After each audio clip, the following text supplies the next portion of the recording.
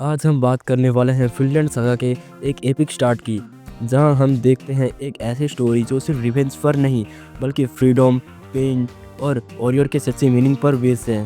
शुरू से ही ये एनिमे हमें एक ब्रूटल रियलिस्टिक वर्ल्ड में ले जाता है, जहां एक बच्चा थॉरफिन अपने बाप थॉरस की लेगेसी को समझने की कोशिश करता है।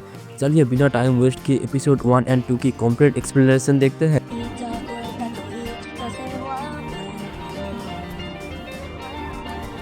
एपिसोड 1 की शुरुआत होती है एक इंटेंस बैटलफील्ड से, जहां वाइकिंग्स और एनिमीज के बीच ब्रूटल फाइट चल रहा होता है। यहाँ हमें थॉरस की फ्लैशबैक गिम्पल्स मिलता है। एक इंसान अपनी तलवार से इजीली 10-10 आदमी को गिरा देता है। इस पॉइंट पर एनिमे ये क्लियर कर देता है थॉरस कोई नॉर्मल वॉरियर नहीं है, बल्कि एक मॉन्स्टर लेवल फाइटर है। लेकिन ये सब सिर्फ एक ड्रीम होता है।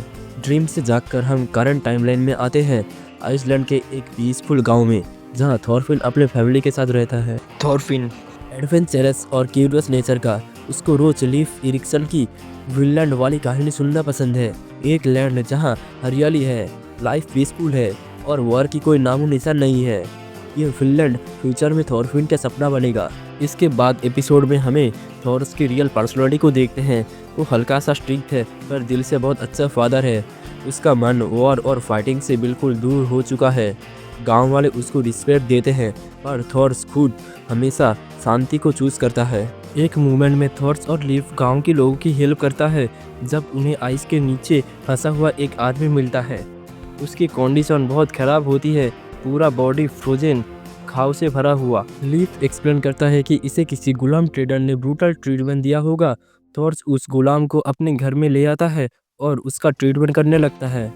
इससे हमें थॉरस की ह्यूमैनिटी और कॉम्पैशन का आइडिया मिलता है। एक वॉरियर होने के बाद भी उसके दिल में इंसानियत जिंदा है। रात को गुलाम थोड़ा होश में आता है और बताता है कि वो किसी हाफ्टन नाम के आदमी से भागकर आया था।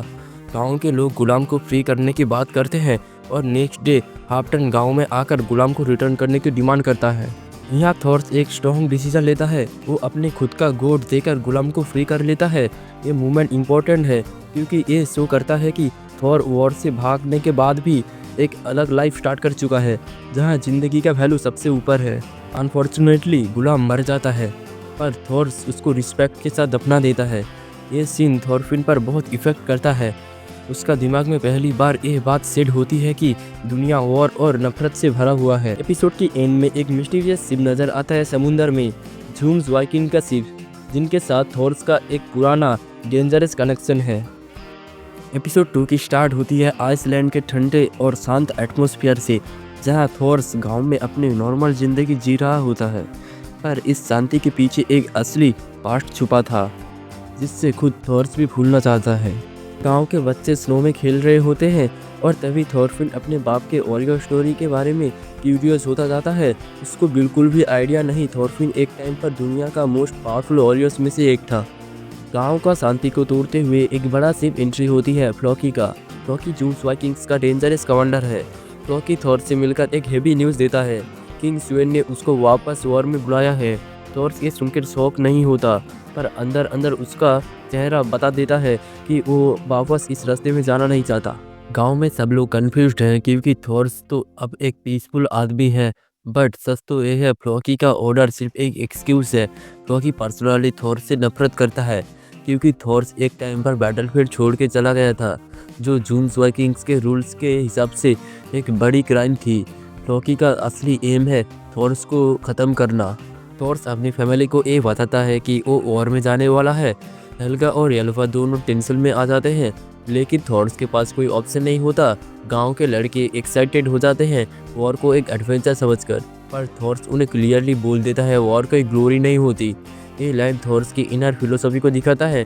वो एक वॉरियर नहीं, एक शांति चाहने वाला इंसान बन चुका है। रात को थॉरफिन सब बात छुपकर सुन लेता है और इरिटेटेड हो जाता है क्योंकि उसे कुछ बताया नहीं गया। उसके दिमाग में एक ही बात चल रहा होता है, मैं भी वॉर में जाऊंगा, मैं भी स्ट्रॉन्ग बनूंगा। ये वही मूवमेंट है जब थॉरफिन के अंदर वॉरियर बनने का सीड फर्स्ट टाइम ग्रो होता है। नेक्स्ट डे थॉर्स यंग सोल्जर को ट्रेनिंग देता है और एक स्मॉल शिप रेडी करता है। लीफ इरिक्सन थॉरफिन को विलियन की स्टोरी और भी ज़्यादा डिटेल में सुनाता है, जहाँ कोई फाइट नहीं, कोई गुलाम नहीं, सिर्फ एक न्यू हैप्पी लैंड। थॉरफिल्ड फिनलैंड की स्टोरी में खो जाता है, पर उसके फोकस अभी भी वॉर में और अपने बाप की वॉरियर पास्ट में ज़्यादा है। गांव वाले थॉर्स को रिस्पेक्ट के साथ वॉर में भेजते हैं। थॉर्स क्लियर इंस्ट्रक्शन देता है कि सिर्फ यंग और अनएक्सपीरियंस लड़के उसके साथ साइल करेंगे। वो किसी को वॉर में नहीं डालना चाहता, लेकिन बिगेस्ट ट्विस्ट तब होता है जब शिप समुंदर में थोड़ा दूर निकल जाता है। तभी थॉरफिन चोरी छुपे केबिन से निकलकर सबके सामने आता है। थॉर शॉक हो जाता है, फिर गुस्सा, फिर साइलेंट। थॉरफिन के आइज में एक्साइटमेंट है, एडवेंचर है, और यही एक्साइटमेंट फ्यूचर में उसको एक कम्प्लीटली डिफरेंट इंसान बना देगा। एपिसोड के एंड के लास्ट मिनट में और एक बड़ा ट्विस्ट रिवील होती है। रॉकी आस्करलैंड नाम के एक मिशनरी को हायर करता है थॉर्स को ट्रैप करके मारना। थॉर्स को बिल्कुल भी पता नहीं वो एक डेडली प्लान के बीच में जा रहा है। एपिसोड खत्म होती है समुंदर के ऊपर स्लो जूम के साथ। एक बाप, एक छोटा बच्चा और एक अपकमिंग डेंजर जो उनकी लाइफ परमानेंटली बदल देगा। वीडियो पसंद आए तो वीडियो को लाइक एंड चैनल को सब्सक्राइब करना। नेक्स्ट पार्ट चाहिए तो कमेंट करो, और मिलते हैं किसी दूसरे एनिमे एक्सप्लेन वीडियो में। Bye bye.